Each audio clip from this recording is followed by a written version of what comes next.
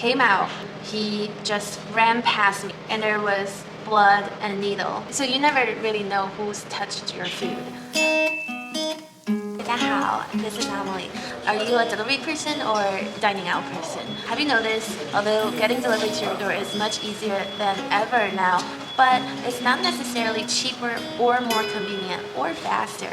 So I wanted to share some tips with you that can hopefully make your delivery experience better and save you some money at the same time. So the first thing you want to look at is your platform. Which delivery platforms are you using? Uber Eats, DoorDash, we just bought Caviar, Grubhub Seamless, and also there are some local ones. So every time you order on platforms like Uber Eats, I think the food only costs about $25. And then you go to checkout and realize with tax and something called service fee, everything ends up so much more expensive than expected. And on top of it, you want to tip your driver. So that's just another cost. Some people are thinking, well, if I'm already paying for a service fee, I don't have to tip.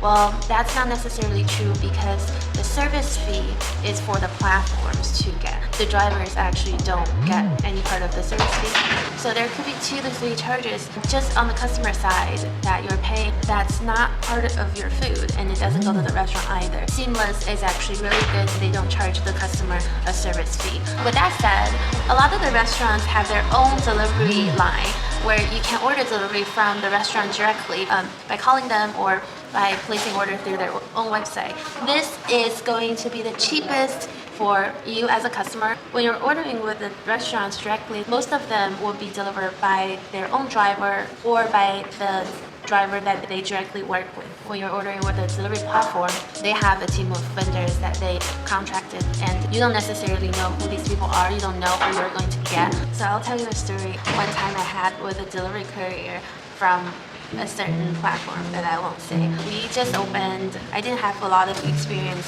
of working with delivery platforms or the delivery couriers yet.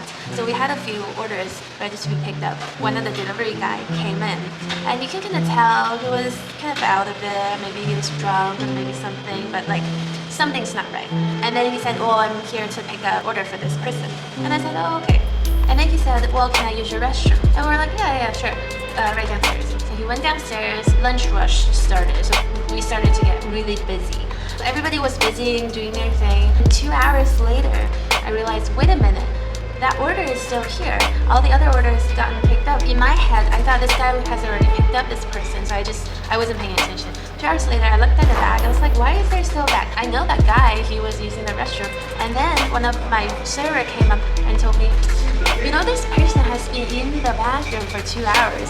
So I went downstairs, I knocked on the bathroom door. I said, "Are you okay, sir? Like, do you need anything? Are you still there?" And he said, "Oh, yeah, I'm coming out. I have a diarrhea." I was like, "Oh, okay, no problem." Another hour passed. He's still in there. And I was just like, wait. So I went and checked again. I knocked on the door. "Are you okay, sir? Do you need anything?" "Oh, yeah, no problem. I'm coming out." This is when I feel like, maybe you don't have diarrhea. I don't know what you were doing in there. Knocked on the door and said, "Sir, if you don't come out, I'm gonna call the police." "Oh, okay, I'm coming out now."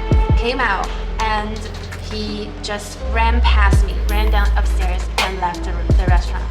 And I thought that was weird. So I went in the restroom to check, and there was blood and needle on the bathroom floor.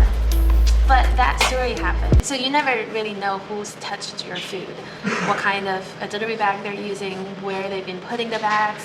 Yeah, I always recommend to work with the restaurants directly because drivers are either their employees or the delivery partners that they work with and they have a long-term relationship with. Another thing that I always like to do is when I'm browsing on a platform, for example, Seamless or Uber Eats, so I always like to look at Google reviews when I'm selecting a restaurant. Ratings on delivery platforms, it's not so accurate because people leave ratings differently on different platforms. When it comes to ratings on delivery platforms, many of the ratings are very high, when in reality, it's not necessarily that way. I don't know if it's because customers are just nicer when it comes to rating restaurants on the delivery platforms, or if Food delivery platforms may be just more likely to show you the higher stars so that they can get more business. I'm not sure, but whenever I picked out a few restaurants that I think I want to order from, I always check on Google, and I always check their website as well. So the third thing you can do to better your delivery experience is that you can place your order a little bit earlier. Don't plan your meal when it's meal time, because that's when everybody eats. Don't wait till 6 o'clock to place your dinner delivery order, because you're gonna end up having to wait an hour or 90 minutes if it's a really busy place, especially when it's raining.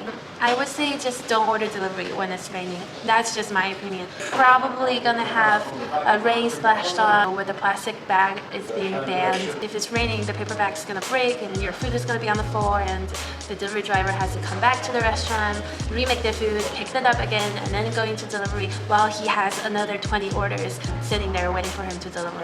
So naturally, you're not going to get the fastest delivery order, and you're not going to get the best service. And it's not the delivery person's fault, it's not your fault, it's not the rest, it's just everybody's got a lot on their plate. Again, this is just a recommendation, and obviously I get it. If it's a rainy day, nobody wants to do anything. There's nothing wrong with a customer wanting to order food, or just order from a place that you know is close by. A lot of the restaurants allow customers to order ahead of time, so you can actually order your dinner at 3 p.m. to be delivered at 6, or you can place your order even the day before to be delivered at a certain time next day. So that was my 2 cents on how to make your delivery experience better. Hopefully that was helpful for you. Leave a comment and let me know what other restaurant insights you want to know.